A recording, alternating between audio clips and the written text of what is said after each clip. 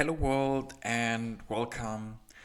Today we will talk about RNNs and LSTMs, which you can basically use in deep learning. My name is Harris and let's get started. So for more tutorials and content, please hit the subscribe button. I would be really happy about that. So what are the pros of RNNs and LSTM, which will come later on? You can basically use them in text, video, speech and time series data. Especially you can analyze the time series data here. You can deal with exploding and vanishing gradients, which we'll cover later on. You can also update the weights with backpropagation, and the input and output is pretty flexible, not like in the neural nets. You can create dependencies between the data points. So what is the difference between normal neural net and RNN? Basically, you can see here on the left you have an input layer and output layer, and through forward propagation you can put the weights. You can kind of put them from one neuron to the next or one layer to the next. If you rotate the layer anti-clockwise, you can basically have the vertical view of recurrent neural net. And where you have on the bottom you have the X and the Y you have at the very top, and in the middle you have a hidden state, so represent also by loop there. And through backpropagation you can basically update the weights. So why we need this dependency of data points in respect to time? So if you can imagine here, football player, he's basically running, pushing, and then running again afterwards. There are some time slices here, and you can basically insert this data set or these images into a normal neural net, and it will not predict what it will come afterwards or after this blocks. So that's why you basically take a RNN or LSTM, and then you just insert all the data, and then he can actually create some dependencies between these data points. How is going to do this? If you have this time slice again here, and then you have input and output, and you have in the middle a hidden state, and you're basically using weights to derive everything. And you can imagine this, that you're going from time from left to right, and it's all the same neuron or perceptron here. And the hidden state or the weights will be going through from the left to the very right. There are different models and types of RNNs, and you can basically think that you have a one-to-many type, which you can basically use for images.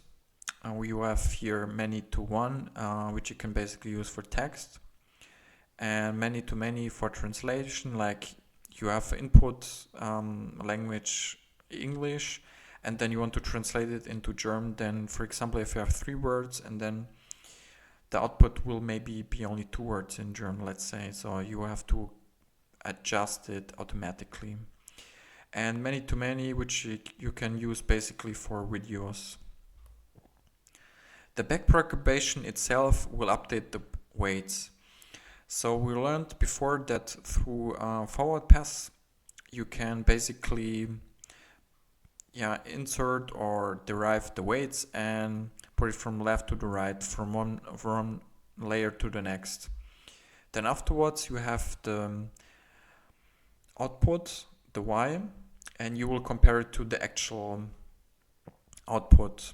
And then if you have this, you will have deviation itself, and this deviation is kind of an error. So as small the error is better in this time.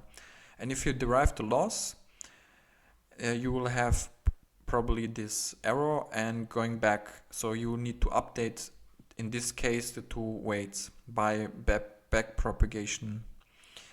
And while doing this all the time, this error will be each time, each epoch, or each batch, it will be improved all the time. That loss itself will be at the minimums, and then you know that you have the best weight in this case here.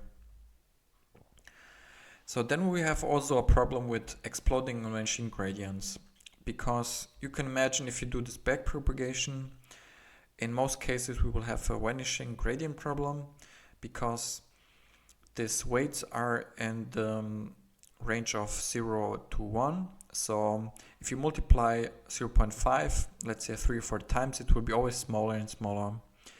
And after a while, the weight will be so small that you can't deal with it anymore. You can't kind of train the neural net anymore.